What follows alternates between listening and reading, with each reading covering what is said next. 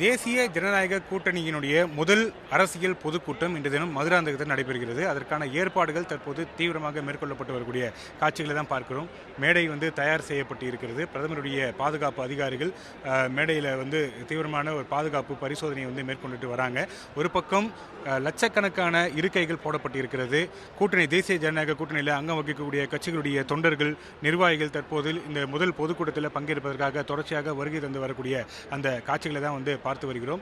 கூட்டணி தேசிய ஜனநாயக கூட்டணியுடைய முதல் பொதுக்கூட்டம் இன்று தினம் மதுராந்தகத்தில் நடைபெறுகிறது. இந்த பொதுக்கூட்டம் நடைபெறக்கூடிய அரங்கத்தில் கிட்டத்தட்ட 1,00,000க்கும் மேற்பட்ட இருக்கைகள் போடப்பட்டிருக்கிறது. அரங்கம் முழுவதும் அரங்கம் மற்றும் அதனை சுற்றி இருக்கக்கூடிய பகுதியில் முழுவதும் 7 அடுக்கு போலீஸ் பாதுகாப்பு போடப்பட்டிருக்கிறது. பிரதமர் பங்கேற்கக்கூடிய பொதுக்கூட்டம் என்ற காரணத்தினால பாதுகாப்பு பலப்படுத்தப்பட்டு இருக்கிறது. ஒவ்வொருவரும் மிகுந்த ஒரு சோதனைக்கு உட்படுத்தப்பட்டே உள்ளே அனுமதிக்கப்படுகிறார்கள். மொத்தம் 4 நுழைவாயில்கள் இருக்கின்றன. இந்த அரங்கத்துக்கு உள்ளே வருவதற்கு 4 நுழைவாயில்கள் இருக்கின்றன. அதே போல பெண்கள் வருவதற்காக பிரத்யேகமாக தனி ஒரு நுழைவாயில் அமைக்கப்பட்டிருக்கிறது.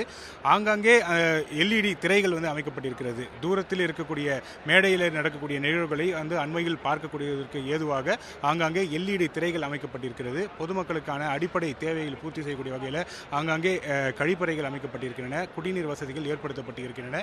சரியாக மதியம் ஒரு 3:30 மணி அளவில் பிரதமர் உரையாற்ற இருக்கிறார். மதியம் 2 மணி அளவில் கேரளாவில் இருந்து விமானம் மூலமாக சென்னை வந்தடைந்து அங்கிருந்து ஹெலிகாப்டர் மூலமாக மதுராந்தகத்துக்கு வந்தடைய இருக்கிறார். 3:30 மணியிலிருந்து 4 மணி வரைக்கும் பிரதமர் இந்த பொதுக்கூட்டத்தில் பங்கேற்க இருக்கிறார். கூட்டணி கட்சியினுடைய தலைவர்கள் 1 மணி அளவில் வருவார்கள் என்று எதிர்பார்க்கப்படுகிறது. தலைவர்களுடைய புகைப்படம் மேடையில் இருக்கக்கூடிய அந்த காட்சிகளை பார்க்கிறோம். மேடையினுடைய ஒரு பக்கத்தில் பாரத பிரதமர் நரேந்திர மோடி அவர்களுடைய புகைப்படமும், இன்னொரு பக்கம் தேசிய ஜனநாயக கூட்டணி கட்சியினுடைய தலைவராக இருக்கக்கூடிய அதிமுக பொதுச் செயலாளர் எடப்பாடி பழனிசாமியினுடைய புகைப்படம் இடம்பெற்றிருக்கிறது. தொடர்ச்சியாக கூட்டணியில் அங்கம் வகிக்கக்கூடிய அனைத்து கட்சி தலைவர்களுடைய புகைப்படமும் மேடையில் இருக்கக்கூடிய காட்சிகளை பார்க்கிறோம். அண்மையில் புதிதாக நியமிக்கப்பட்ட பாஜக தேசிய தலைவர் நிதின் நவீனுடைய புகைப்படம், அதே போல பாமக தலைவர் அன்புமணி ராமதாஸ், அம்மா மக்கள் முன்னேற்ற கழகத்துடைய பொதுச் செயலாளர் டிடிவி தினகரன், தமிழ் மாநில காங்கிரஸ் கட்சியினுடைய தலைவர் ஜி.கே. வாசன், அதே போல மத்திய இணையமைச்சர் எல் முருகன், பாஜக மாநில தலைவர் நயினார் நாகேந்திரன், இந்திய ஜனநாயக கட்சியினுடைய தலைவர் பாரிவேந்தர் மற்றும் புதிய நீதி கட்சியினுடைய தலைவர் ஏசி சண்முகம், தமிழக மக்கள் முன்னேற்ற கழகத்துடைய தலைவர் ஜான் பாண்டியன் மற்றும் திருமாரஞ்சி, புதிய புரட்சி பாரதம் கட்சியினுடைய தலைவர், அதே போல பெருந்தலைவர் மக்கள் கட்சியினுடைய தலைவர் உள்ளிட்ட கூட்டணியில் இடம்பெற்றிருக்கக்கூடிய கட்சியினுடைய தலைவர்களுடைய படங்கள் இடம்பெற்று இருக்கின்றன.